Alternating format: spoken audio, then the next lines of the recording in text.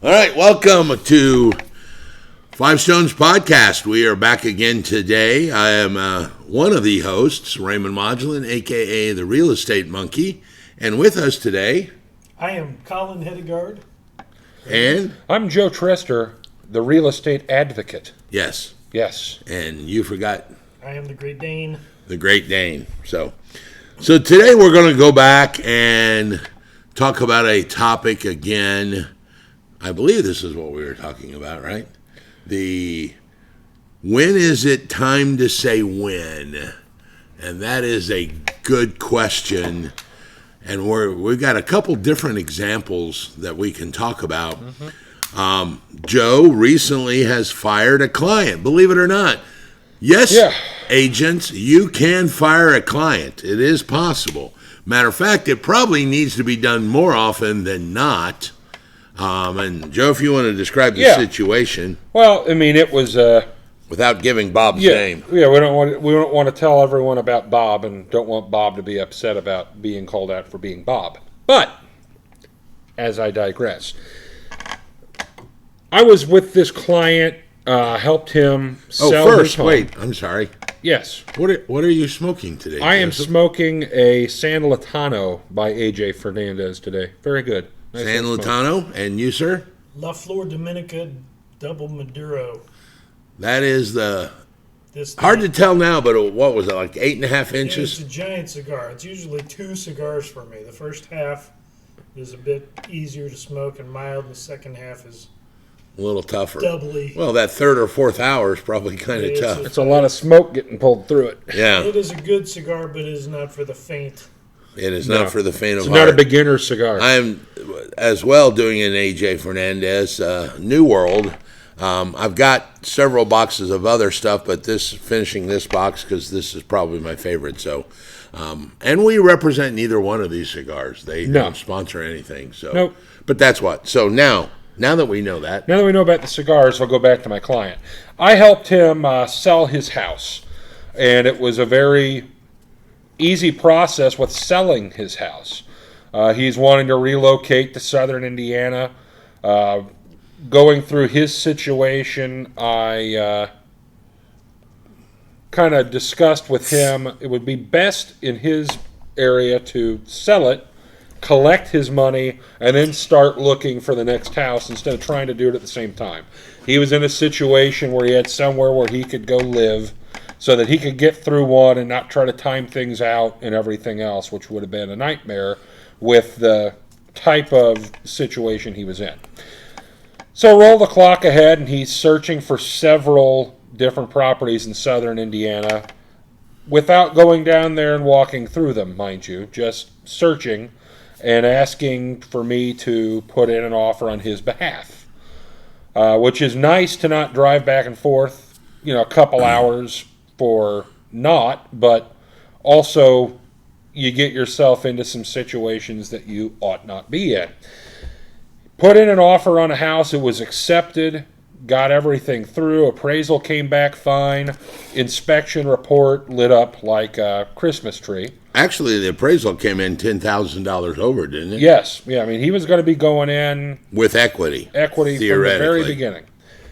But the inspection report came back lit up like a Christmas tree, and he is not what I would consider a knowledgeable buyer where he's bought lots of properties.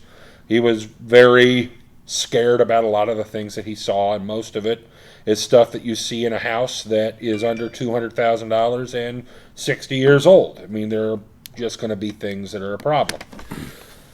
We sent our response back asking for the sun, the moon, and the stars. They came back and offered the sun, and my client was upset and said, well, if they're not going to give everything, then I want to walk away.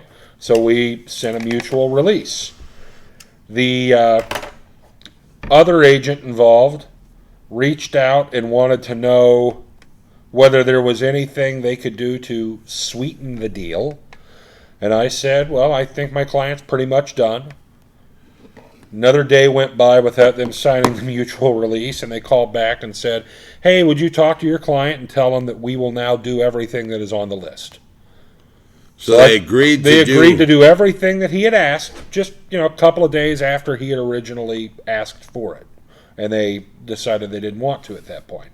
So I go back to my client, and he decides, in his infinite wisdom, that, well, now I really don't think I want it, even though they're going to do everything. I just want the mutual release. There's just too much there. So I called the other agent back and said, no, it's really a done deal.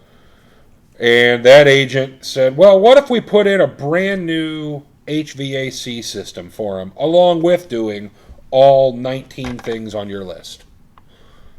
So I call my client back, and he hems, and he haws. You understand this is a 30-minute to 40-minute. Yeah, I know. Okay. We're winding down. Okay. And he decides that, nope, that's not good enough, and he's going to walk away. Well, in his budget, he's not going to find anything in a better shape where someone's going to give him all of these things, do all of this work. So he's walking into a house that would be $300,000 if all of it was fixed to begin with. So, With a new furnace. Yeah, with a new furnace. And $10,000 in equity. In equity. And he's asking me to do the same thing for 5 or 6 other properties, and I just said, no, thank you. I'm done. You need to find a different agent because it just is too much. So that was a case of a buyer, truly not a buyer. Yeah. Because he got everything he wanted and literally got everything he wanted and more. Yep. And still decided not to buy. Yep. So you ended up firing that agent or that client. Yep. Because the mindset is if he's done this before, he's going to do it again. And you don't have the time to mess around with non-income producing activities when there are other clients that are seeking your services that are legitimate buyers. Yeah, I mean, he wasn't a buyer. Client. So there's never a case for anybody out there listening that you probably shouldn't fire. There's never not a case to not fire. Is that a triple negative? I think Never, not a case to not fire. There's never a reason to put up beyond what you should. Yeah, what he said. I mean, we have a relationship as a broker with our client that we should be protecting them, and sometimes the best way to protect them is to not be involved. Yeah. Protect me. I'm not involved. If you can't fulfill everything you're supposed to, yes. So there's a case of firing a client that was probably justified. And I know agents out there are going to go, holy crap, I would never fire. Yeah, you would. And if you haven't fired a client, you haven't been in the business, more than 2 years, or you're lying. Yep. All right. So there's one case. I recently, as you guys know, and we've talked about, have tried to open negotiations to sell one of my businesses, and they have now had my data for going on 2 months, and I am to the point now where I've actually acquired another business under the name of that business. So I am actually going to kill the deal on a sale because they appear to be the same thing. Yeah. They were all hot and heavy to the point where they had to talk to me this week, several weeks ago, about the numbers and all of that we had a special meeting, and I, had my accountant pull together a bunch of paperwork, sent it over to him, and now they've had it 8 weeks, and I've not heard, and I've reached out to them, and they're like, well, there's a lot of numbers. We're looking. They're not buyers either. No, and I will point out it wasn't free to talk to your accountant. Yeah, it was not free to talk to the accountant. So I'm going to pull this potential sale from them probably by either the end of today or tomorrow, because now the school is moving forward, and there are more businesses out there. Yeah. So this is a case of it's not a buyer. It's not a client, but I'm going to fire somebody that's not doing what they're supposed to be doing, whether it's a buyer, whether it's a potential buyer, and you've got the same situation as well, right? Yeah, in a way, similar. I was going to comment, though, the good news about both these situations you guys are in is that you have enough going on that you don't need this to happen. You can afford to lose a client. Yeah. You are happy with the way things are moving, so that's a good question. Can you ever not afford to lose a client? Well, some people think they can't, but I think that you can always afford to lose. Well, I think people Even if you don't have even if he didn't have another client, what are your thoughts on affording to lose that client? I don't know, and we're splitting hairs here. It's going to be situational. Well, here's my submission. He was never really a client. If he is never going to pull the trigger and the goalposts are going to constantly move, they're never really a client. If they're going to sit on your information and not do anything and not contact you, they're not really a buyer. All right. So you're not losing anything because you never had anything to gain. He was not taking your advice anyways. No. Yeah, and I can't advocate for those that don't want it. but you've got the same thing with some of your contractors. Well, yeah, this is a more traditional thing. When you think of firing, I've had to fire one recently. She started her own company and wanted to stay on until she got up and running, and I said, no, that doesn't make a bit of sense. So For you, well, will you carry me until I'm good enough to leave you?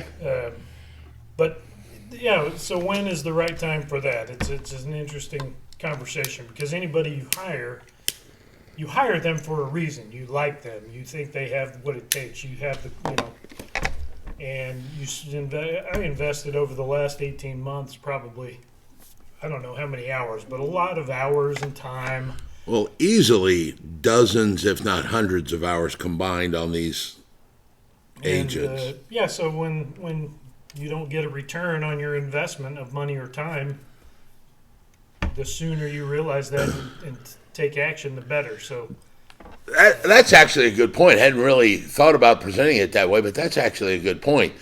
The return on the investment of time. That's something that people probably don't actually take into consideration. The return on the investment of the time he would have spent searching for more properties for this guy to say, I'm not a buyer, was literally going to be zero. The time on the return on investment on these people are going to be zero because they've asked a couple questions. They've actually cost me money. So I spent time pulling it together, and now I'm getting no return because they're not going to be buyers. And you're the same way. You spend a bunch of time guiding them, and they have not produced. So it's the return on investment of time. Yeah, it could be money and time, or one or the other, but I feel like I invested a lot of time, and if somebody isn't holding up their side of the equation... Well, what's the old saying? Time is money? It is money. Well, and in your case, it specifically is because some of the money that they've made is because of the time that you invested doing a lot of things for them to show them, and then they didn't turn around and capitalize on your investment in them, and that's problematic. I can't tell you how happy I would be if I found someone and they said, hey, I'm working on a lead gen system and I'm generating my own leads and it's going to be great. And they had... and they actually were doing it. And I didn't have to do all those things on their behalf, you know. Yeah. Like they're just kind of floundering around with their pocket open waiting for me to toss some money into it is how I feel sometimes. And that I'm feeling somewhat negative right now. But I'd like to have that job. Can you toss some money in my pocket? yeah. And I want you to do all the work. That'd be a good job if you could get it. So that return on the investment of time, when do you fire a client, a potential deal, or a contractor? I saw a multi-hundreds of millionaire guy on YouTube who's common, Gary Vaynerchuk, and he said, hire slow and fire fast. Yeah. So I think most of the time, things don't turn around. Is that a skill you think you perfect, firing fast? No, but I think over time you start to realize when you feel that feeling, which you and I have talked 100 times in the parking lot, I'm getting that feeling. Yeah. How often is it wrong? I mean, are you often ever surprised later, like, oh, I was wrong about that one? Yeah, no. I don't think so. I think when you do this for a while, you start to get the feeling early on. That's probably the moment where you need to at least address it. Well, but I guess the question I'm asking is, the first person or the first client that you fired or the first contractor that you fired, you probably give them more benefits of the doubt and probably tend to hang on longer. And then when you're more experienced at having clients or having independent contractors, like you said, you get the feeling, you know it's coming, but now you've learned that I need to fire fast, otherwise I'm going to waste more time helping a person that's not going to actually pan out fruitful. So I think it would become easier because now you've got some history to go, yeah, I learned, I showed that one client 4 more houses and didn't get anything, or an extra 3 weeks, and now, dude, you're done, gone. Well, and the other thing that we can't go without saying is 33% of the people at the table are a little more aggressive in their stance sometimes. 66% of us tend to be a little more non-confrontational, let us say. So, I mean, Back up. I think he's talking about you. Well, I'm in that 66%. I'm not a I was trying to by figure nature, out, is he calling me a wuss? We're not No. talking about by mass. We're talking about there's 3 of us. By volume, by volume, there's only 25% of us. I was following him. and 100% of us can go anyhow. I thought he was talking about me. I'm like, are you calling me nice? Man, when you die at the palace, you really die at the palace.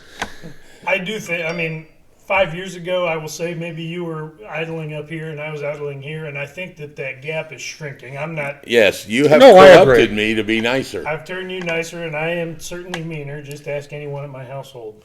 Yeah. I'm jazzing at the mean. Tried to fire your wife. You're You're fired. fired. It don't work that It doesn't. No. That's funny because I thought you were calling when you were No, saying I not was at all. the nice I am one. in I'm no like, way. No, I know better than that. Colin's so aggressive. Yeah. Yeah, Colin's out of control. Watch him. Although I'm making the turn, and I'll say that I'm getting jaded, but I'm actually just gaining the experience because I know if I don't deal with things, 6 months down the road, somebody will get their next deal, and it'll be my deal, and I'll have to spend 20 hours. See, and I guess that's what I'm saying. You were jaded or you're getting experience. So now in a couple years, you won't let a person go 6 or 8 weeks because you're going to go, oh, I know what's going to happen. I better head it off now and save me the loss of return on investment of time. Yep. So you will get better at that. The other thing that I'm torn inside is do I give them a fair chance to turn things around and give them some here's the new terms, or do we just And here's where I crawl into his 33%. Sometimes the nicest thing you can do for somebody is making them aware that they're not capable of doing what they think they are capable of doing. Yeah, tough love is love. Sometimes it has to be done. I learned that with And it doesn't make you a brutal jerk for explaining that to them, that sometimes it just has to be done. So, well, that's good. Hopefully you watching this take this to heart and don't wait to end things. no, sometimes you change just things. gotta take that plunge and go for it. Yeah, Well, yeah, that's a wrap for today. that's a wrap for today. Yep, I think we've made it through. See Harumph. you next Harumph. time. Adios.